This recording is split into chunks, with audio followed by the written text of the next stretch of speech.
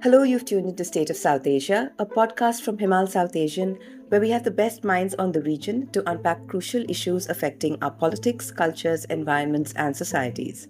I'm your host, Nayantara Narayanan, and a very happy Eid to everyone who celebrates.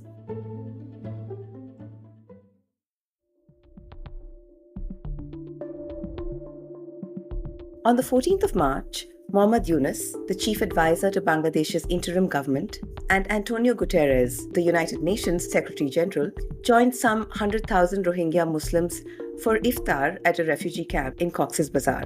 The high-profile visit was intended to highlight the protracted humanitarian crisis that the Rohingya have been caught in, as well as to bring them some hope for a resolution. The Rohingya are the largest group of stateless people.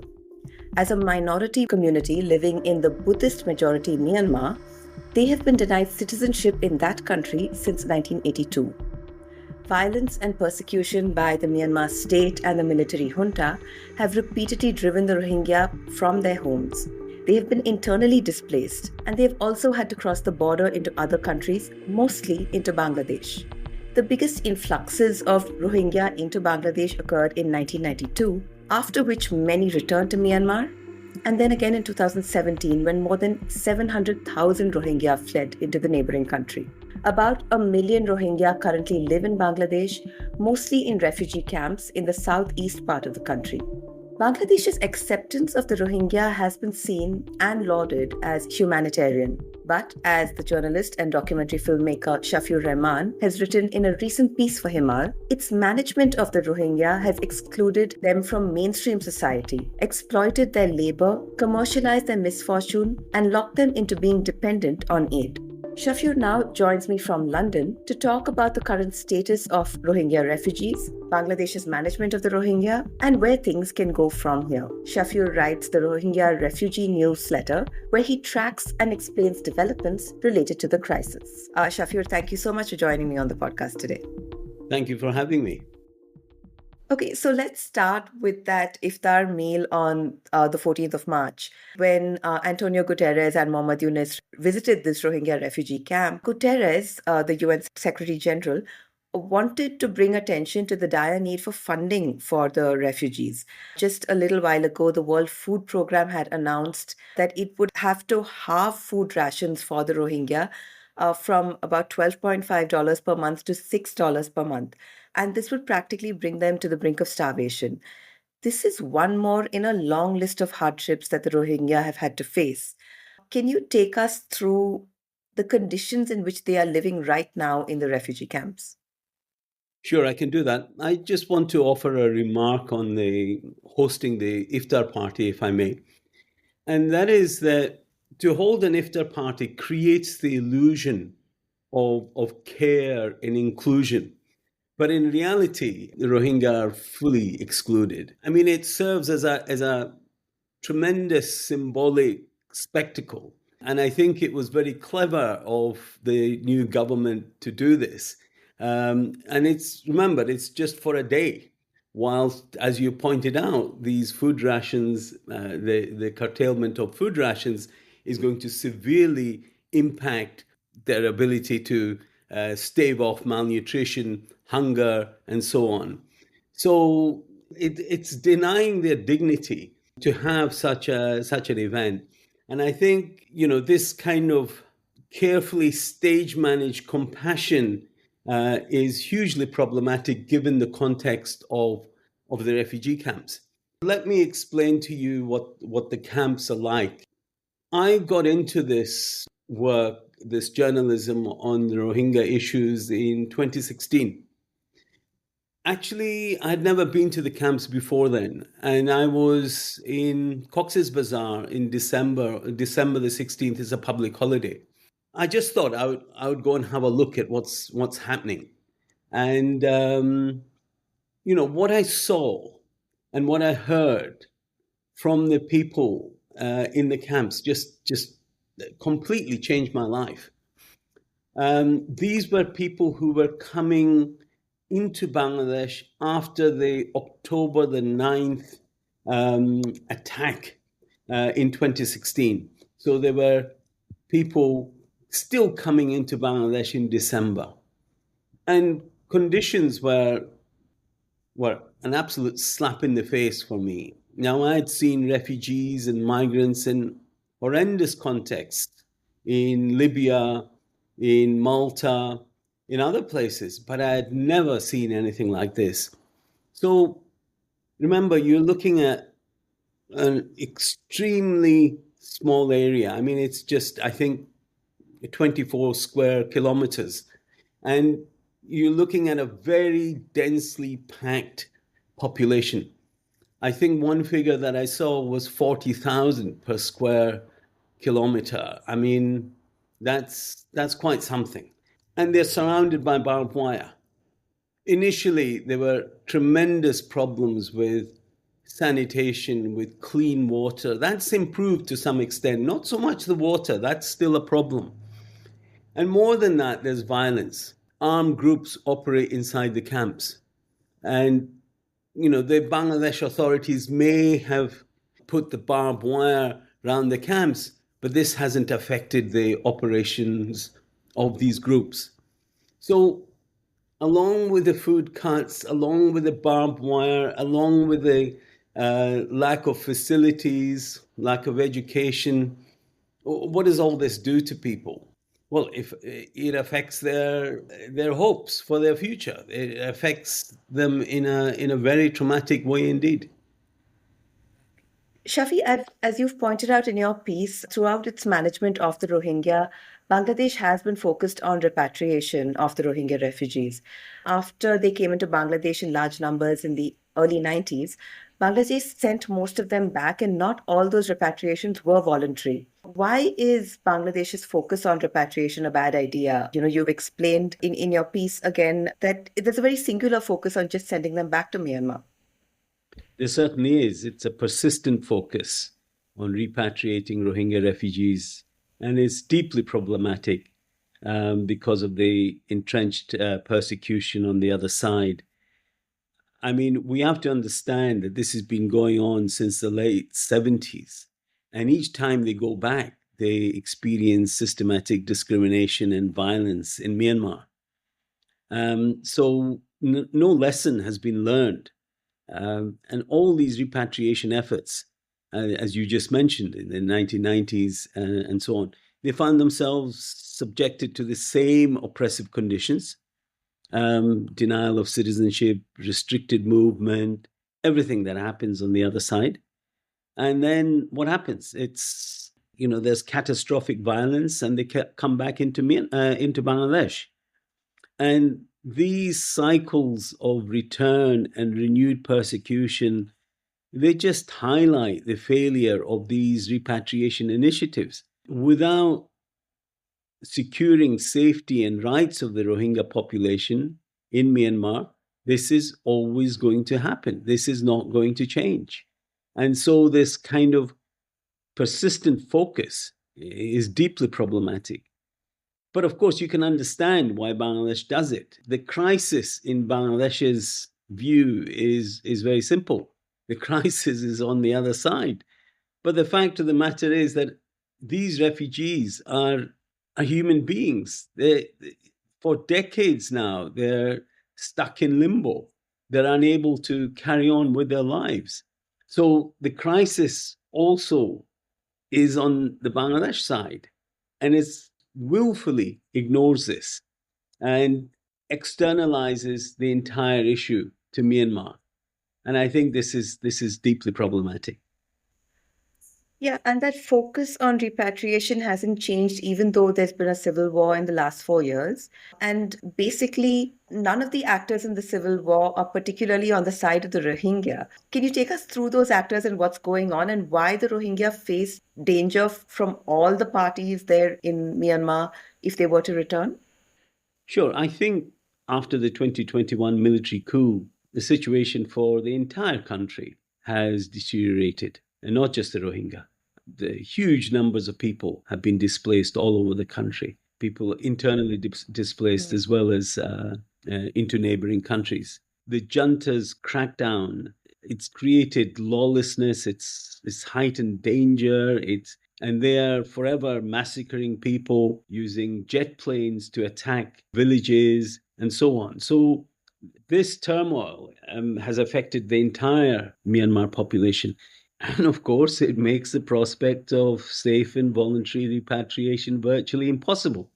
To answer your question about the various actors and their attitudes towards the Rohingya, it's not entirely fair to say that they're all negative. I think, for example, the National Unity Government of Myanmar uh, have said in limited ways positive things, have also not in the way that one would want talked about citizenship for the Rohingya. So overall, you can say that the major actors in Myanmar's civil war have demonstrated a kind of varying commitment to protecting the Rohingya. This was particularly illustrated, by the way, when Arakan army were accused by the Rohingya of attacking them with drones. Just to cut a long story very short, there was a statement issued by very many organizations within Myanmar, and then some organizations pulled out, and then other organizations amended. They wanted to amend the statement, and I think the NUG amended their statement. So yes, it shows a kind of vacillating approach to the Rohingya, and this is very unfortunate. But I think the thing to highlight there is that the military regime, it continues to perpetrate atrocities. And you're right, the various armed groups have not prioritized Rohingya rights at all. Right. And the Arakan army that you mentioned, they are largely comprised of Buddhists, and there have been tensions between the Arakan army and the Rohingya. But there are also other armed groups, Rohingya armed groups, that have a part to play in this story. The Bangladesh authorities recently arrested leaders of the Arakan Rohingya Salvation Army. This is one such armed group, others being the Rohingya Solidarity Organization and the Arakan Rohingya Army, whose leaders have been seen at the refugee camps, who've tried to recruit from the camps, and who are allegedly responsible for a rise in the violence in the camps. Can you tell us more about the roles of these groups and what this recent arrest of their leaders signify at this moment? I think these armed groups, all the ones that you've mentioned, ARSA, RSO, Arakan Rohingya Army, they have had a deeply destabilizing and dangerous role in the refugee camps of Bangladesh. Their presence has compounded the suffering of the Rohingya community, and yet they claim to represent them. This is the strange contradiction. I think these groups have turned the camps into zones of fear. Recently, Fortify Rights only last week produced a report on the impact of these groups on Rohingya refugees, and it's quite a harrowing read. These groups operate extortion rackets. They conduct abductions. This is apart from the killing and the torturing that they engage in, and most insidious, I think, is what happened last year, which is that they were recruiting young Rohingya men and even boys. They were forcibly recruited into these groups, often under threat. Families have reported their children disappearing or being pressured to join the cause, as it were. And this is basically to fight with the junta, as in on behalf of the junta, against the Arakan army. So this militarization exploits the Rohingya in these camps. And I think it would be naive not to realize that these armed groups are also tied into regional power plays. As I've said, they're linked with the Myanmar junta. And they can't really be described as just Rohingya resistance groups, as they would like to label themselves. I think they're instruments in a broader geopolitical game, and the Rohingya population is the pawn here. And I don't mean simply captured by the Myanmar military. I also mean being captured by the Bangladesh authorities, because the Bangladesh authorities are complicit, as the report from Fortify Rights makes clear. They're not as as strong as some would say is required in that assessment. They basically say that this is Bangladesh authorities looking the other way. But if you read behind the lines, there's no other conclusion that you can come to. And really, they do not represent the Rohingya. It's crucial to emphasize that.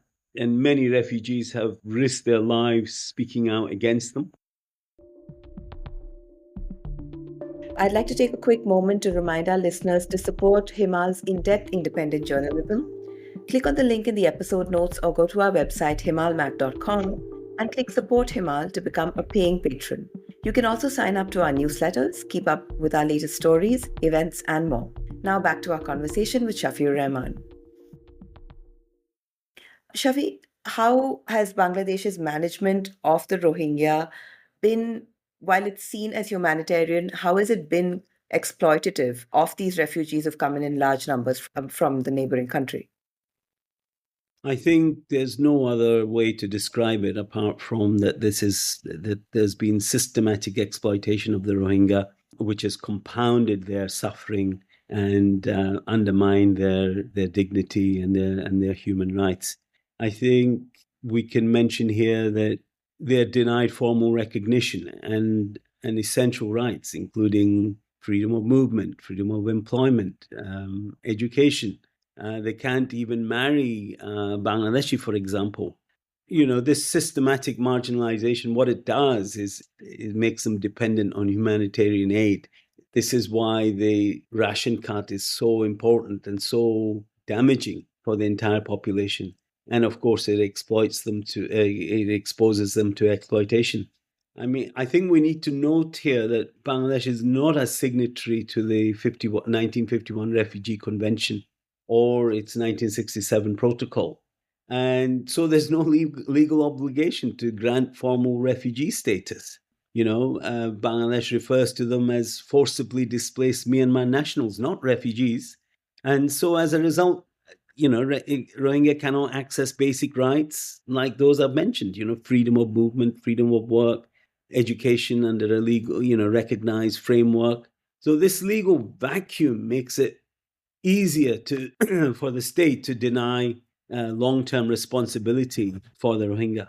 And I think the conditions that Bangladesh has imposed has also meant that the Rohingya refugees are susceptible to forced labor, to human trafficking, sexual exploitation. Right. Of course, they are banned from most kinds of employment. Employment is very restricted. Maybe they can work with other humanitarian organizations. And, the camps are often encircled with barbed wire. But I think the stark example here really is the movement of a large group of refugees to the island of Bhashan Char. Tell us a little bit more about that. Bangladesh came up with this idea of relocating refugees to Bhashan Char, which is a remote island. It takes about 2 hours to get there by boat.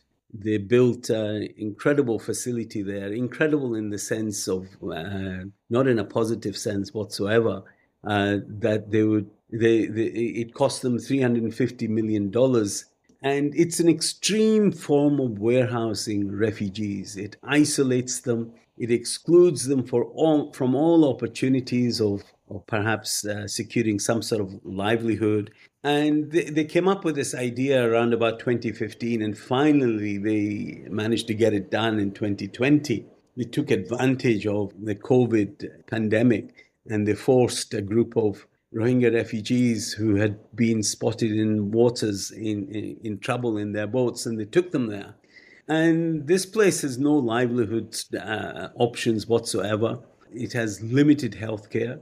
The architects who designed it also didn't really think about the Rohingya population at all. They built many ponds which weren't properly fenced off. As a result, many children have died. What can I say? It's just such a white elephant project. And really, to talk about white elephants, they have built this mansion there at a huge cost. I think almost $1 million or something. And when there was a recent visit there by a BBC journalist, an ex-BBC journalist, and he asked, "What is this house for?" And they said, "Well, this is for visiting dignitaries." And the irony wasn't lost on him that no visiting dignitary would spend a night in a refugee camp. And so it's just a white elephant thing, and it just highlights the kind of wastefulness. And it was all for optics. We're doing something for the Rohingya. And it was all for, to flag up to the world, give us more aid so that we can look after them. This is not looking after them. This is denying them all life's chances. Right. So, how come so many of these aid organizations, including UN organizations, how have they gone along with Bangladesh's plan, considering it's so coercive, so restrictive? I think when we look at the Rohingya crisis, we have a tendency to focus on humanitarian aid, that this is what they need, that these are helpless people, and aid will sort out this issue. But aid itself has become part of the problem. And this is what's called the aid industrial complex. What we are seeing is not just support for Rohingya refugees. We are seeing a whole industry built on managing suffering rather than solving it. This is the aid industrial complex in action. I think, we need to look at how Rohingya lives have become a source of funding and institutional visibility for NGOs and UN agencies. And what it does is perpetuate dependency. These structures are designed to manage refugees, not to give them any rights, not to empower them or integrate them, but to keep them reliant and politically passive. Um, you know, they showcase fancy projects, and I consider these to be just prioritizing optics for donors over actual refugee needs. I must tell you an anecdote. There was a video put out by Filippo Grandi's team, and it was really like a poorly scripted reality show. Grandi basically, the video showed him going into a nice little cafe. I've been there myself, in Cox's Bazar. And he grabs a cup of coffee, and then he hops into his 4x4 vehicle, and then he makes his way to the camps to meet and greet Rohingya refugees, the coffee cup still in his hand. Kind of like a casual tourist, whilst, being surrounded by this humanitarian crisis all around it. So the tone deafness of parading his comforts in all this insanity was something else to behold. I've been in situations where these UN organizations have arrived in the camps in their SUVs, and they step out, and they've got journalists with them, and there are people with banners or children giving them flowers. There's sometimes a speech or a little bit of applause. Then they're gone. Then they're gone for lunch in Cox's Bazar. And what happens to the kids? They don't have any teachers. They don't have curriculum, as I've said. They don't have a future. Let's put it that way. So their suffering turns into a photo opportunity for these organizations. Oh, maybe maybe they'll go back to Cox's and tweet about it. Tweet about the resilience of refugees. This is their favorite thing. Talking up resilience. And this word resilience, you hear it over and over and over again. But if you ask a refugee if their life is improved, well, I can assure you what their answer will be. They will either laugh at you or cry or both. So I think this is the thing, that the aid industrial complex is for the INGOs, for the NGOs, for the political leverage that the country can command, but not for the Rohingya. they're still behind fences, and they still remain banned from work. They're still stuck. So, as I understand it, it's that Bangladesh, as long as it's keeping this large Rohingya population, it wants to do it, keep them isolated and cash in on the foreign aid coming in. But if not, they want complete repatriation. There is no question of via media. There's no question of integrating them into Bangladesh society or giving them citizenship or anything of the sort. Is that right? Very much so. And it isn't a contradiction that, you might say, well, how come they're taking advantage of the Rohingya and at the same time they want to repatriate them? It isn't a contradiction. It'd be wrong to see it as such. Bangladesh simply doesn't see the Rohingya community as a community to invest in long term. It wants to avoid giving them rights, wants to avoid integration or any pathway to citizenship, because all of these would involve political, social, and economic costs.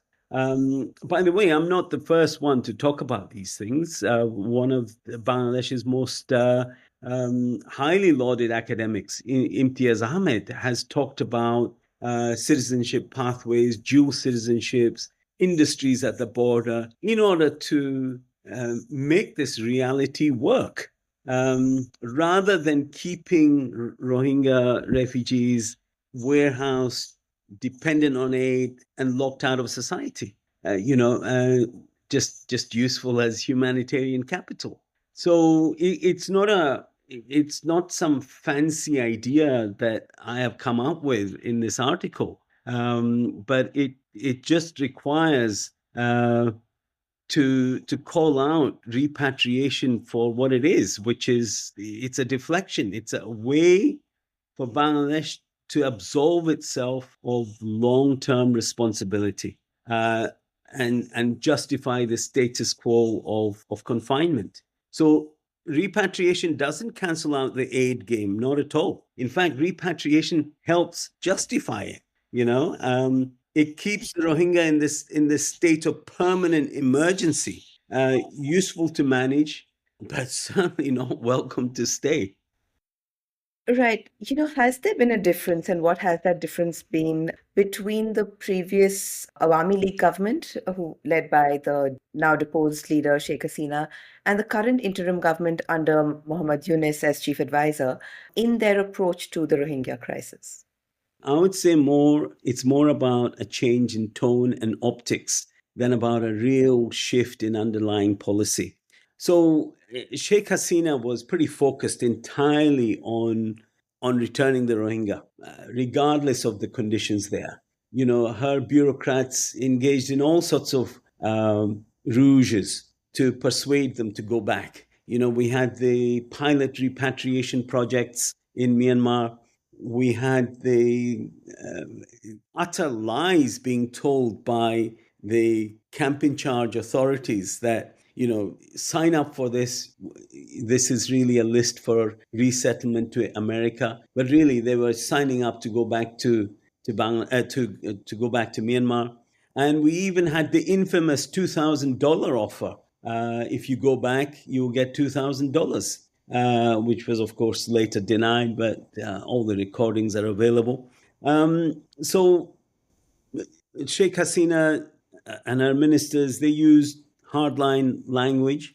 And I think, the main thing is that they saw the Rohingya as a security threat. Muhammad Yunus's government, I think, speaks a softer language, but it's the same policy. They speak of perhaps involving international organizations because they want to have a big conference. They've created a cabinet level post on Rohingya affairs. However, repatriation remains this central policy. There's no serious conversation about integrating them or any long-term solutions. They've come up with some new ideas about a safe zone inside Myanmar, and I think is a move fraught with risks and uncertain outcomes. If you look at history, it tells you to run a mile from any concept of a safe zone.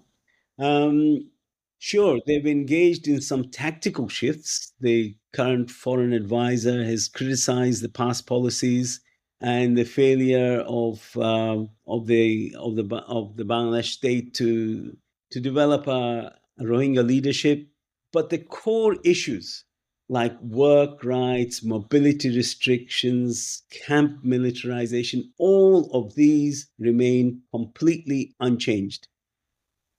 In your piece, you also make the point that what's happening with the Rohingya is it's not an isolated phenomenon. It's part of a global trend of how refugees and migrants are being treated. People who've been displaced are being treated around the world, whether it's in Turkey or Africans in Libya. Tell us a little more. Yes, this is kind of the jargon here is surplus population. It's just a way of viewing how these groups of people are are managed by the state. And what we see in terms of refugees and in terms of migrants, undocumented migrants, is that they're, of course, first and foremost, excluded from rights and citizenship. So the Rohingya are stateless, they don't have any rights, they're denied legal recognition in both Myanmar and Bangladesh. Um, this group of people is also subject to economic exploitation. They use this cheap labor. They have no legal safeguards or protections.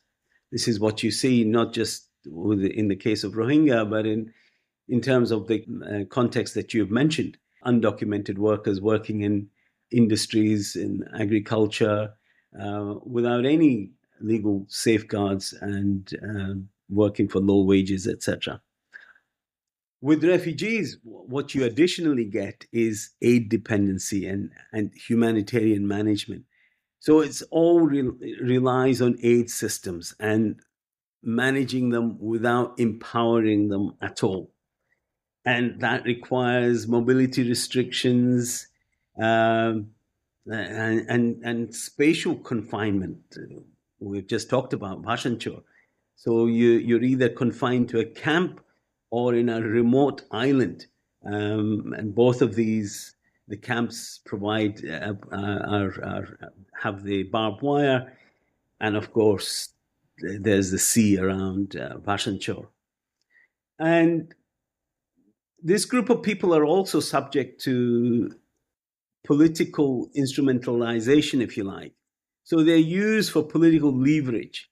They're never offered real solutions. They're used as a bargaining chip.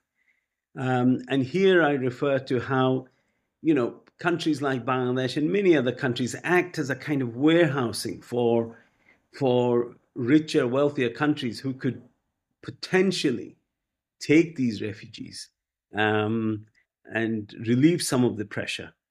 But that's not the case.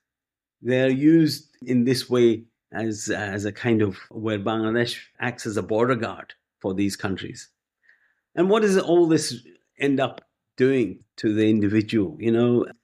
Well, if you're denied education, if you're denied work, if you're denied integration, what do you have left? I mean, really, it's dehumanizing. And to treat these people constantly as threats, it just makes them, imbibe the idea that they are a burden and that they are expendable. So, if we were actually to think of the welfare of the Rohingya, keeping their prospects at the center of the issue, what should Bangladesh be doing and what should the global community actually be doing, given that this approach is clearly not in the best interest of the Rohingya? I think the end of my last answer is a good indicator, which is that stop managing the Rohingya as a burden. Start recognizing them as human beings with rights, and they have the capacity to contribute meaningfully to society, and grant them the right to work and to move freely. If you allowed this would be the single most effective way to break from aid dependency. We wouldn't all have to be in shock at the $6 reduction if you allowed them to work legally. And work provides dignity, it provides income, it's a way out of this endless dependency framework that has been imposed on them.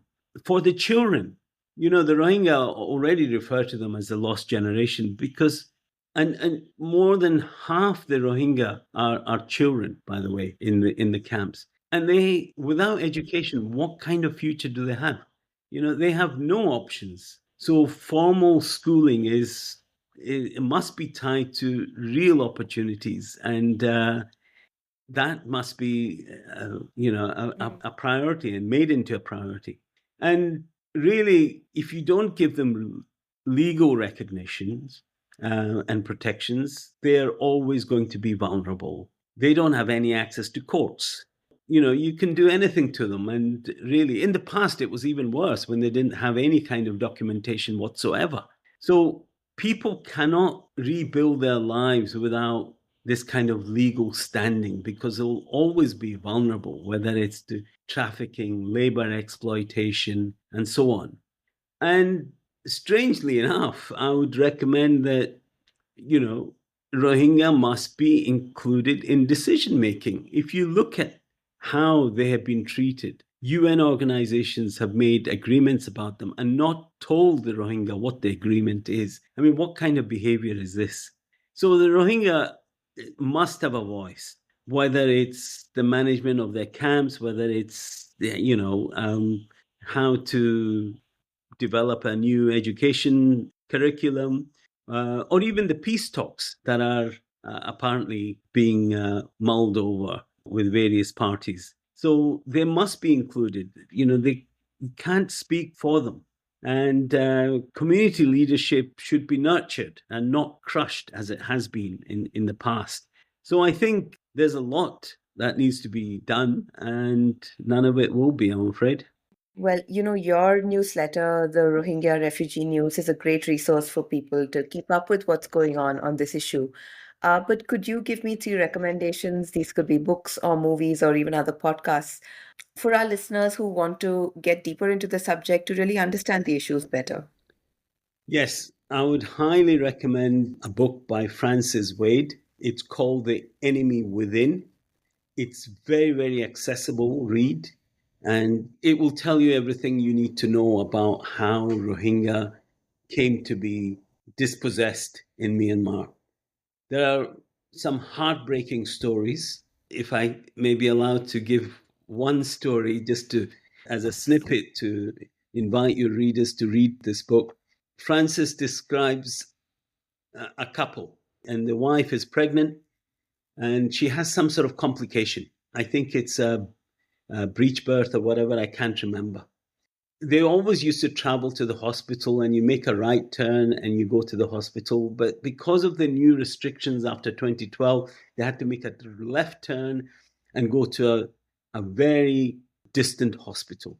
Once they arrived there, and this required permissions to be obtained before they got there, once they arrived there, the doctor simply informed the couple that the mother will die, so will the baby, he must leave, and that's it. And so he had to leave his wife, his pregnant wife, with the knowledge that she will die. This individual wasn't even given permission to visit the wife's grave. So it really tells you what the Rohingya faced in Myanmar. And I would recommend my documentary. It's about a massacre in Tulatuli. It's called Testimonies of a Massacre. And I'll give you the link, Nantara, and maybe you can share it or whatever. And it's a very short film, 20-minute film. And it really is about the people I encountered at the border who had just experienced the most horrendous massacre in 2017, the worst massacre of the Rakhine crisis of 2017. Yeah, it's a harrowing journey into this particular village. Well, Shafi, thank you so much for joining me on the podcast today and for really explaining what's going on with the Rohingya. I think it's very important to have these conversations. Thank you for making the time. Thank you very much indeed. That was Shafiur Rahman on the State of South Asia podcast. You can read his analysis of Bangladesh's management of the Rohingya on our website himalmag.com. You can also find more stories on the Rohingya, like our 2023 photo essay that documents the impact of food aid withdrawal in Rohingya camps, and a deep dive into statelessness and Rohingya rights from 2016. You'll find links to those stories and more in the episode notes. Don't forget to tune in to the South Asia Review of Books podcast with Shweta Srikantan next week. Follow the Himal South Asian podcast channel on your podcast app to find all our latest episodes, and you can share, rate, and review them. You can also sign up to our newsletters to keep up with Himal's work. This episode was edited by Ritika Chauhan. We'll be back soon with another in-depth conversation on the next episode of State of South Asia with me, Nantara Narayanan. Thank you for listening, and see you then.